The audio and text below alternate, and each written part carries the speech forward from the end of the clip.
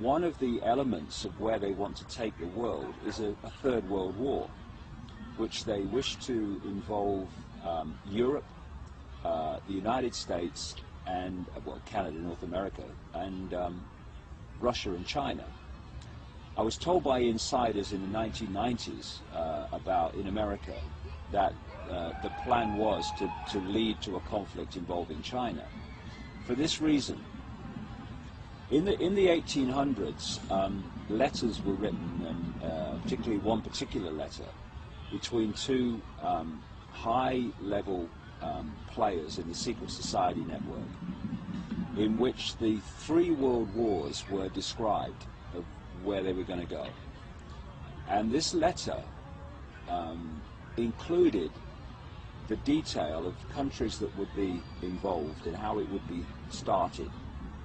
And it described the First World War, with the Germans brought into conflict with the rest of Europe and America.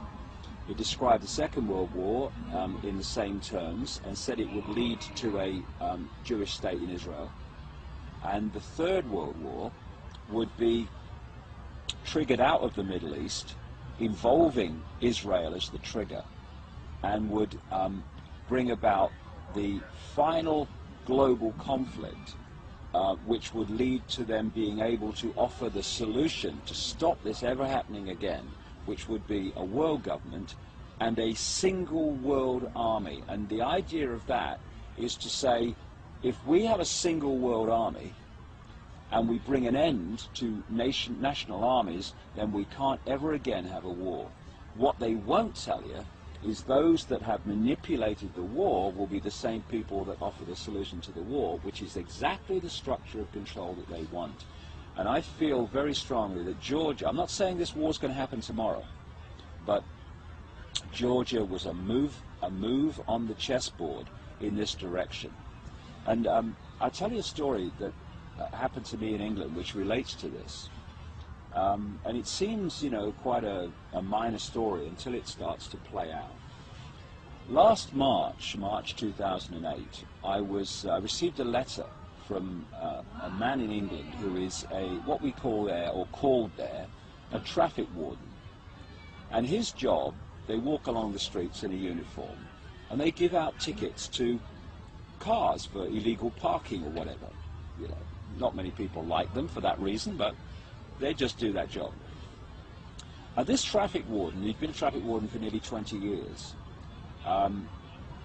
He wrote to me because he read my books, and he said, look, there's something I don't understand, and there's something that's really bewildering me. He said, I've been called in by my boss, and like my colleagues, he said, I've been given 3 cards, authorization cards. He said, one of the cards is to give me authorization to be a traffic warden. Okay. But the second card was what they call in Britain a pace card, and that carries the words that policemen have to say by law when they're arresting somebody. And the third card was the authorization of this man and his colleagues, traffic wardens, to go into private property without permission. So this man, who's a nice guy, he said to his boss, why do I need the statement you make to arrest people if you're a policeman, and why do I need an authorization to go into private property? And his boss said, look, I've been told to give them out, take them home, leave them until further notice. A few days later, him and a few other traffic wardens are outside the police station in this county, this town. And a policeman came out that this traffic warden had known a long time, I hadn't seen for a while. And the policeman came over and made the small talk, and then he pulled his friend aside and said, I want to talk to you. And he said to him 4 or 5 times in this conversation, you must not breathe a word about this. He said, I've got the job, he said, in this county, and there's someone like me in every other county of the United Kingdom, policeman, whose job it is to organize in preparation for a coming war. He said, we're preparing for this war well in advance. And he said, what's expected by the government is that when this war starts, there will be massive civil unrest on the streets of Britain and protest. He said, so what's happening is that when that war starts and the protests start, the civil unrest they're expecting, the military and ourselves, police officers, will be focusing on dealing with the civil unrest. And you, traffic wardens, private security guards and companies, closed-circuit television operators, and all these kind of people will be brought forward to do the jobs that police officers currently do while we're dealing with a civil unrest. Well, he sent me the cards, and I saw them to confirm they existed. A few days after he contacted me, the British government announced that they were going to redesignate and rename traffic wardens civil enforcement officers, and they were going to give them powers, some of the powers currently that the police have. 10 days ago, all these months later after this happened, 10 days ago, the government in Britain announced that they were introducing a new designation of authority called accredited persons. And these were security guards, private security firms, CCTV operators, etc., who were going to be given accredited person status and given powers that are currently the powers of the police. Now, why I tell this story is that everything that this police officer said was going to happen is happening or has happened. The only thing that remains is the war.